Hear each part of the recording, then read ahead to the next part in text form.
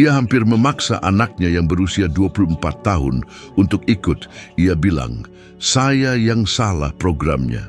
Saya besarkan dia dengan paradigma yang membatasinya." Air matanya berlinang, menyesali kesalahannya. Berapa banyak Wendy di luar sana? Berapa banyak orang yang terus mengulangi pola pikir warisan tanpa mempertanyakannya? Mungkin kamu salah satunya. Mungkin kamu menjalani hidup yang sebenarnya bukan pilihanmu, hanya menerima. Makanya, pahami paradigma. Pernah merasa kayak hidup di tempat, jalan di tempat, padahal udah berjuang keras? Seakan ada tembok tak kasat mata yang menghalangi, meskipun udah rajin belajar, kerja siang malam, ikuti semua saran, tetap saja hasilnya zonk. Rasanya seperti roda yang berputar, tapi tetap di titik yang sama. Tahun berlalu, tapi kondisi masih tetap begitu. Jangan-jangan semua yang selama ini kita percaya tentang sukses, kaya raya, dan bahagia itu salah kaprah. Kedengarannya gila ya. Gimana perasaan lelah, frustasi, sampai bertanya, "Ada apa sih sama aku?" Tenang, bukan kamu yang salah. Salahnya paradigma. Pola pikir itu terbentuk sejak kecil dari orang tua, guru, budaya, bahkan trauma masa lalu. Yang lebih parah lagi, orang yang memprogram kita juga terprogram. Orang tua kita mungkin mengajarkan apa yang mereka tahu, padahal mereka sendiri terbelenggu paradigma yang membatasi. Saya ingat pernah di workshop di Phoenix, ada wanita bernama Wendy. Paradigma itu kayak setumpuk kebiasaan, pola pikir, dan keyakinan yang tertanam di alam bawah sadar. Kerjaannya otomatis, tanpa kita sadari, mengontrol setiap langkah kita. Pernah bilang, harusnya aku nabung lebih banyak. Harusnya aku putus sama dia. Harusnya aku mulai bisnis itu. Tapi ujung-ujungnya nggak jadi. Bukan karena kurang pengetahuan loh. Kita sudah tahu apa yang harus dilakukan. Masalahnya, kita terjebak dalam sistem yang menghambat perubahan. Dan kesadaran adalah langkah pertama menuju kebebasan. Rahasianya bukan kecerdasan, usaha, atau bakat, tapi kemampuan untuk mengambil keputusan dan berkomitmen. Kelihatannya mudah, tapi disinilah sebagian besar orang tersandung. Mereka nggak berani memutuskan, menunggu, menunda, meragukan, dan akhirnya hanya menjalani setengah hidup. Bertahun-tahun saya mengamati, menganalisis orang yang gagal dan yang sukses besar. Polanya jelas, yang gagal, keputusannya lambat dan mudah berubah pikiran. Mungkin itu juga yang kamu butuhkan. Sadar kalau kamu nggak rusak, cuma sedang mengikuti skrip yang bukan kamu tulis. Tapi sekarang, kamu bisa menulis ulang skrip itu. Pertanyaannya, berapa banyak keputusan yang kamu tunda karena merasa bukan untukku? Berapa kali merasa terhambat tapi nggak tahu kenapa? Berapa banyak peluang yang lewat begitu saja padahal kamu tahu ingin meraihnya? Itu kekuatan paradigma. Dan itu nyata. Bedanya sekarang kamu sadar. Kalau bawah sadar terprogram untuk gagal, apapun yang kita lakukan di level sadar nggak akan berhasil jangka panjang.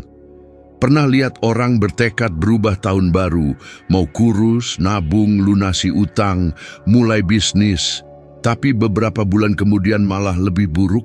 Jawabannya paradigma. Ia menarikmu kembali ke zona nyaman yang sudah terprogram. Tapi nggak ada yang pernah mengajarkan mereka kekuatan keputusan. Keputusan adalah tindakan penciptaan. Saat benar-benar memutuskan, bukan aku akan coba, bukan aku akan lihat, tapi aku akan melakukannya. Frekuensi pikiran, getaran, dan perilaku berubah. Semua di sekitarmu akan mulai beradaptasi dengan arah baru ini. Saya selalu menyarankan orang untuk membaca bab tentang keputusan di buku Think and Grow Rich, setidaknya 60 hari berturut-turut. Yang paling bahaya, kita terbiasa menormalisasi kebuntuan. Sampai bilang, ya sudahlah, begini adanya. Nggak semua orang bisa kaya. Yang penting, cukup untuk hidup. Itu suaranya paradigma. Saya mengalaminya sendiri. Dulu saya putus sekolah tanpa ambisi, percaya diri hancur, kerja di SPBU, ganti oli, nyapu, apa saja. Suatu hari jari saya terluka karena gergaji. Ingat banget, jari saya sampai menggantung. Rasa sakit fisik cuman permukaannya saja. Yang sukses, keputusannya cepat dan tegas, nggak menunggu semua kondisi sempurna. Mereka bertindak. Ada ide yang sudah lama kamu pendam? Ingin memulai bisnis, ganti karier, putus hubungan, tulis buku, pindah kota. Kenapa belum dikerjakan? Menunggu yakin, menunggu punya uang, menunggu waktu yang tepat. Waktu yang tepat nggak akan pernah datang. Karena keputusanlah yang menciptakan waktu, bukan sebaliknya. Orang bilang mereka menunda-nunda, takut nggak bisa mulai. Yang lebih menyakitkan adalah melihat diri sendiri dan menyadari saya nggak tahu harus ngapain dengan hidup ini. Hilang arah, terperangkap dalam siklus yang nggak dipahami. Saat itu saya belum tahu apa itu paradigma. Tapi setelah membaca buku Think and Grow Rich dan mempelajari konsep ini lebih dalam, semuanya mulai masuk akal. Saya paham, masalahnya bukan kurang kemampuan, tapi pemrograman yang salah. Itu yang memberi saya kekuatan. Itu bukan sekadar bacaan, tapi pemrograman ulang. Napoleon Hill menganalisis lebih dari 25.000 orang yang gagal. Kurangnya keputusan ada di puncak daftar penyebabnya. Coba lihat hidupmu sekarang, berapa banyak peluang yang terkubur di kuburan keraguan. Saya ingat kasus Phil Goldfin, ia frustrasi dengan pekerjaannya, gajinya kecil, dan hidupnya nggak jelas, nggak punya uang, nggak punya rencana, tapi ia punya satu hal yang langka, kesediaan untuk mengikuti keputusan. Setiap hari yang dihabiskan dalam keraguan, menjauhkanmu dari kehidupan yang seharusnya kamu jalani. Ada yang bilang, aku nggak memutuskan karena takut salah. Tapi kesalahan terbesar adalah kurangnya keputusan karena mengutukmu pada kehidupan yang hambar, tanpa arah, tanpa kepuasan.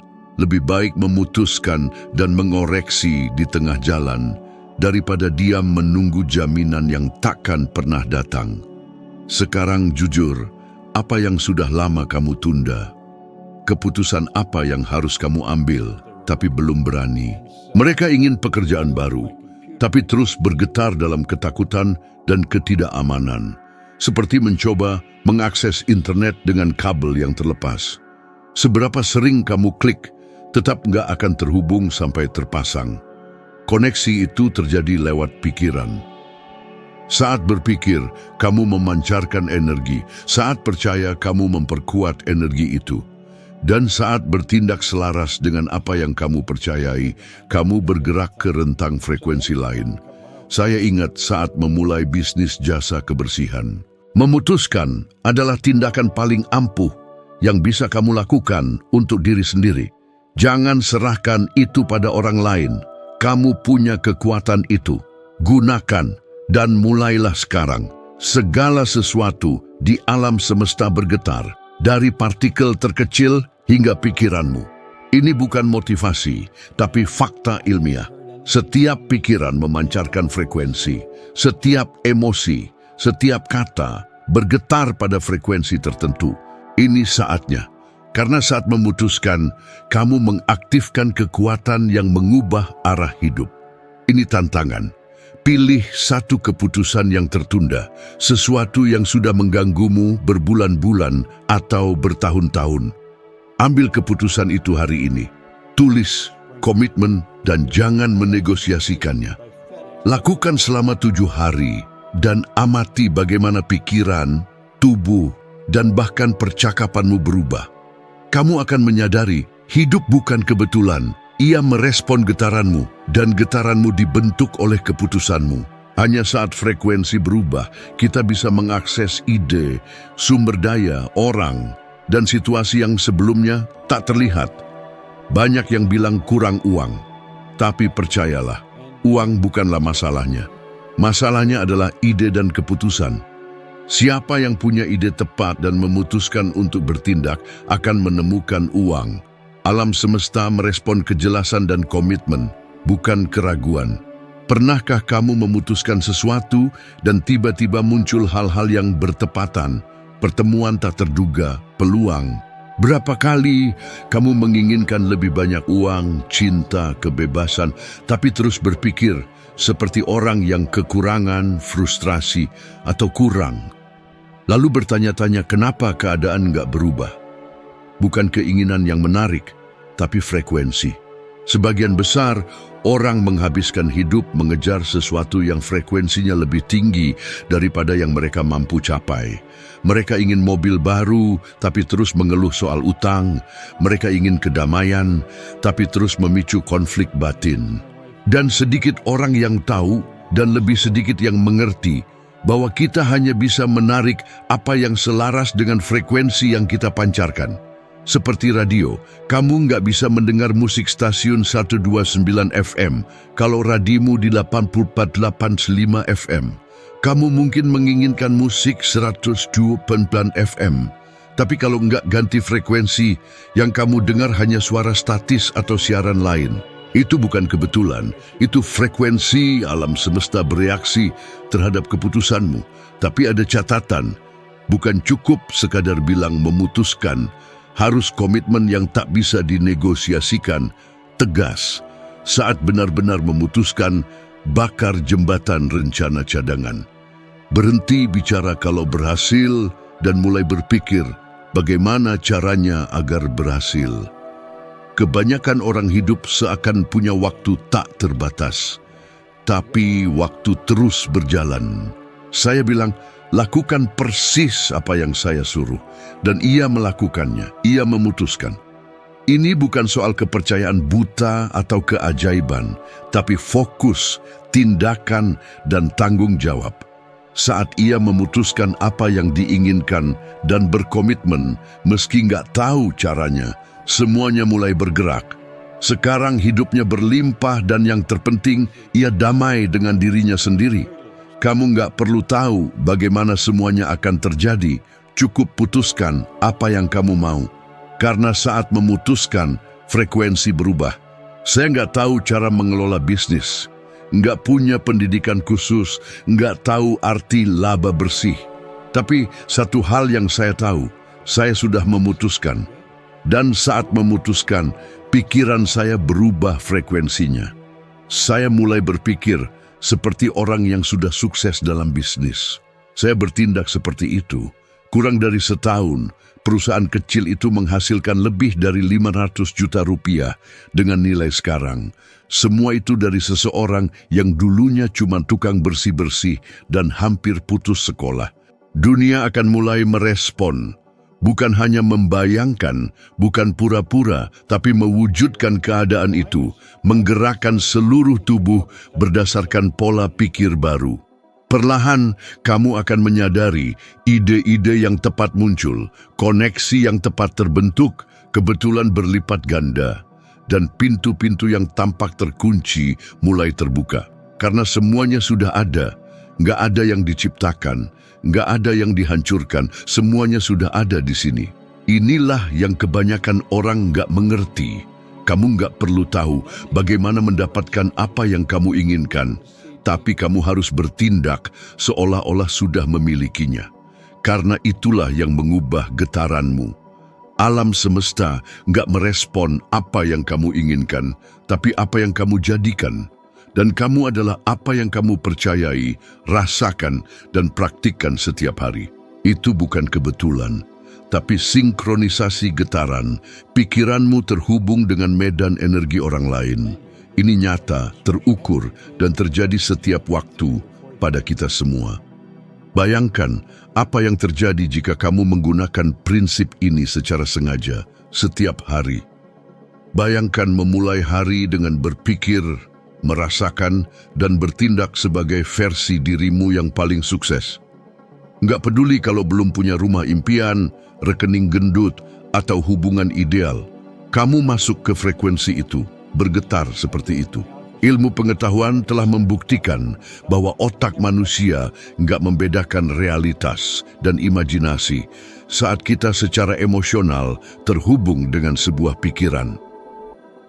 Studi neuroscience menunjukkan bahwa dengan memvisualisasikan tujuan berulang kali dengan keterlibatan emosional, Area otak yang sama diaktifkan seolah-olah itu benar-benar terjadi. Ini nggak hanya mengubah pikiranmu, tapi juga tubuhmu, keputusanmu, dan perilaku. Kamu berubah. Dan saat kamu berubah, semua di sekitarmu pun berubah. Tapi ini yang banyak orang lakukan tanpa disadari. Memutuskan apa yang diinginkan, lalu berkata pada diri sendiri, nanti kalau sudah ada uang, aku kerjakan. Nanti kalau sudah ada waktu, aku ubah. Nanti kalau sudah nggak takut, aku mulai. Itu pikiran frekuensi rendah. Itulah kenapa hasilnya nggak kunjung datang, karena keputusan bergetar pada satu frekuensi, sedangkan sikapmu pada frekuensi yang berbeda. Dan saat itu terjadi, tahu nggak apa yang alam semesta pahami? Bahwa kamu belum siap. Yang menentukan apakah kamu bisa mengaksesnya atau tidak adalah frekuensimu. Kamu mungkin menginginkan segalanya, tapi jika terus bergetar dalam kekurangan, rasa bersalah, kemarahan, keraguan, atau ketakutan, kamu akan terus menarik situasi yang menguatkan perasaan itu.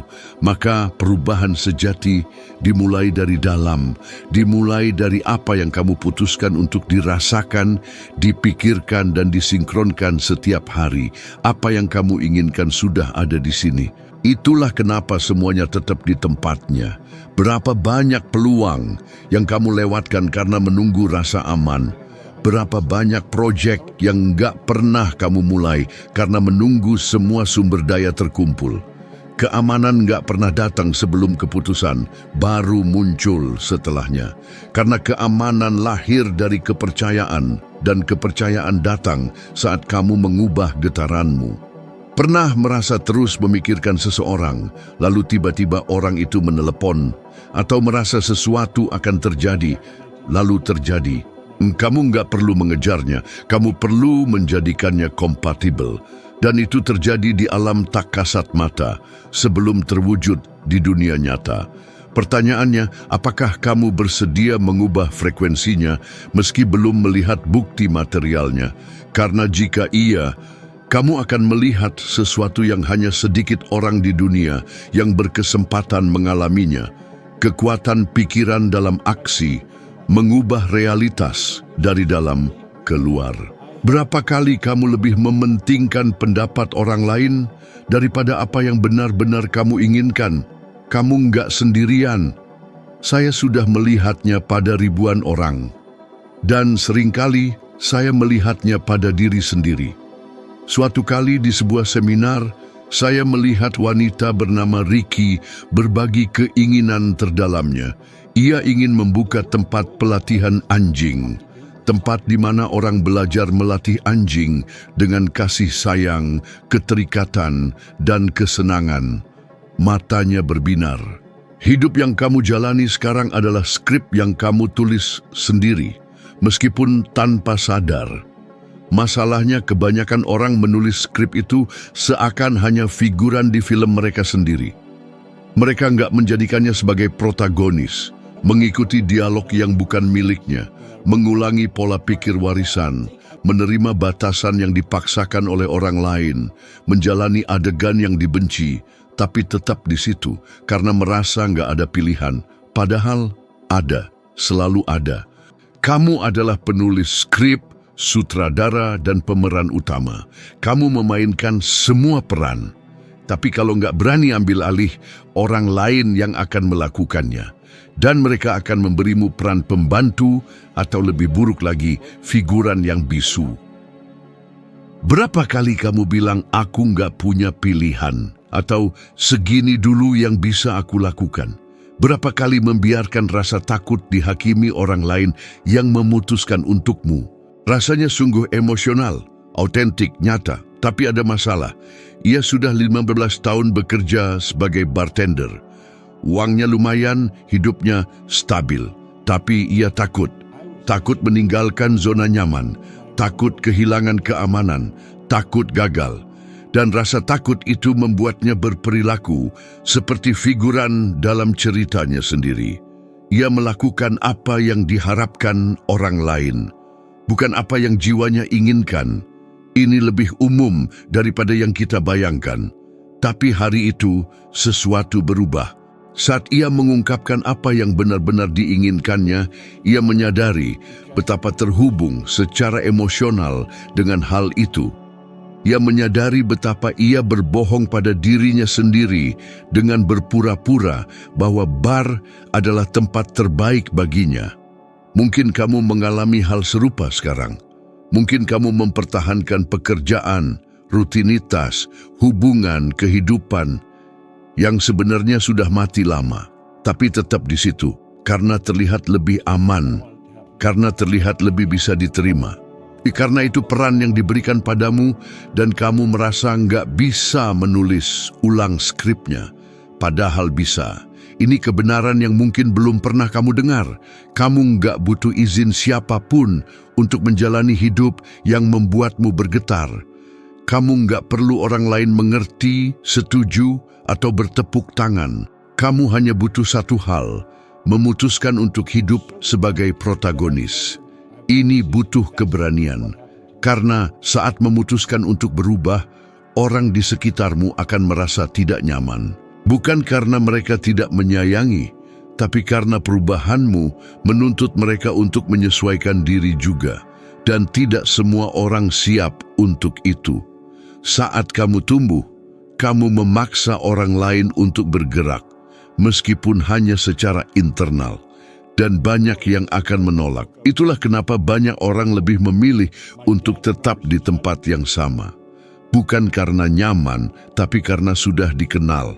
Dan hal yang dikenal memberi ilusi kendali.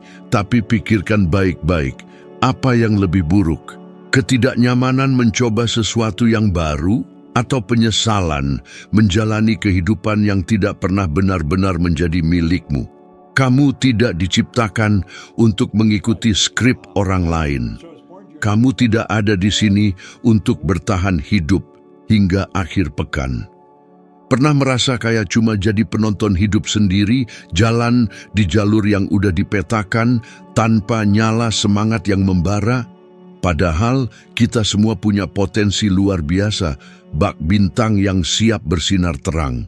Cuma butuh satu hal, berani ambil kendali atas cerita hidup kita sendiri. Bayangkan kalau kamu jadi sutradara film hidupmu sendiri, adegan apa yang akan kamu buat? Masih mau terus-terusan bilang iya untuk hal-hal yang bikin bete cuma demi menyenangkan orang lain? Masih mau diem aja, pendam unek-unek takut konflik, masih mau tunda mimpi karena takut gagal, merasa nggak layak, atau butuh persetujuan orang lain? Atau saatnya kamu berdiri tegak, tancap gas dan teriak, gue yang nentuin jalan cerita hidup gue. Rahasianya bukan terletak pada bakat atau kerja keras, tapi pada cerminan diri kita sendiri. Percaya nggak percaya, keyakinan kita terhadap diri sendiri itu seperti magnet. Kalau kita yakin bisa sukses besar, peluang sukses pun akan datang menghampiri. Sebaliknya, kalau kita merasa nggak layak, seberapa besar pun kesempatan yang datang, kita akan selalu menemukan cara untuk melewatkannya. Pernah dengar cerita orang yang tiba-tiba dapat uang banyak, tapi nggak lama kemudian habis lagi? Atau yang dapat promosi jabatan, malah balik ke posisi semula. Itu bukan cuma kebetulan, itu karena keyakinan mereka tentang diri sendiri nggak mendukung kesuksesan mereka. Bayangan diri kita itu yang menentukan seberapa banyak keberuntungan yang bisa kita tampung. Dunia luar adalah cerminan dunia dalam. Selalu. Gue pernah ngalamin sendiri. Waktu bisnis cuci mobil gue mulai jalan, masih aja ada suara di dalam hati, lu nggak pantas kayak gini, lu bukan orang kaya. Masa kecil gue susah, sekolah nggak selesai, nggak punya ijazah, merasa bodoh. Setiap dapat uang banyak, gue selalu nemuin cara buat ngabisinnya. Boros, utang, buat keputusan yang salah. Sampai akhirnya gue sadar, masalahnya bukan uangnya, tapi bayangan diri gue sendiri. Selama gue masih merasa anak putus sekolah, tukang kerja sambilan yang gagal, mustahil gue bisa punya kehidupan yang makmur. Karena dalam hati, gue masih anak itu. Gue belum terima kesuksesan gue, dan apa yang nggak kita terima akan kita tolak.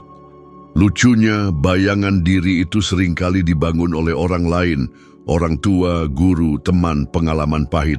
Lambat laun, kita menempelkan label pada diri sendiri, gue pemalu, gue nggak jago ngatur keuangan, gue cemas, gue nggak cukup baik. Label-label ini jadi identitas kita tanpa kita sadari lagi.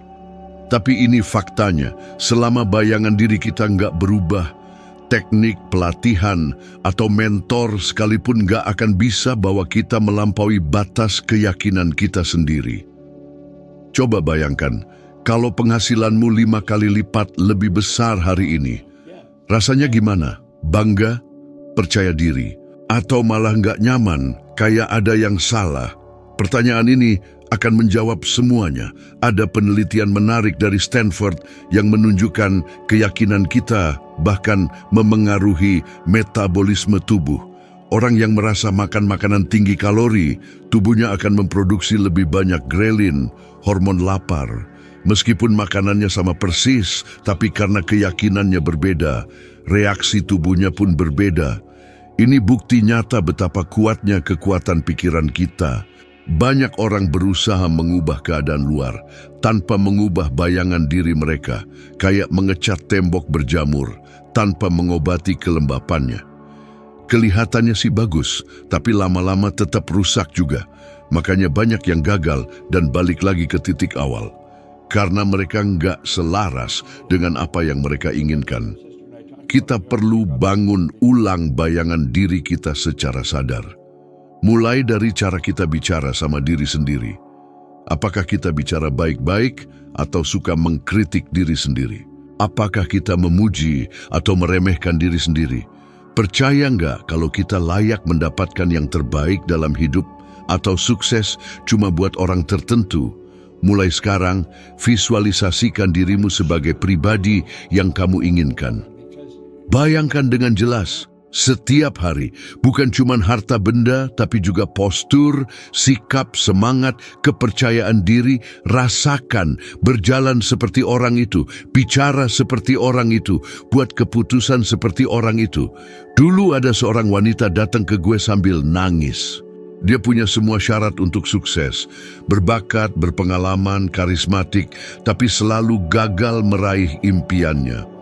Setelah gue telusuri, ternyata dia tumbuh dengan keyakinan yang ditanamkan ibunya. Perempuan kaya nggak akan dapat suami. Laki-laki nggak suka perempuan yang lebih sukses. Keyakinan itu tertanam kuat dalam pikirannya. Tanpa disadari, setiap mendekati kesuksesan, dia selalu menemukan cara untuk menyabotase dirinya sendiri. Kenapa? Karena dalam hatinya, dia percaya menjadi kaya berarti kesepian. Itu nggak bisa dia terima. Setelah dia ubah keyakinannya, semuanya berubah.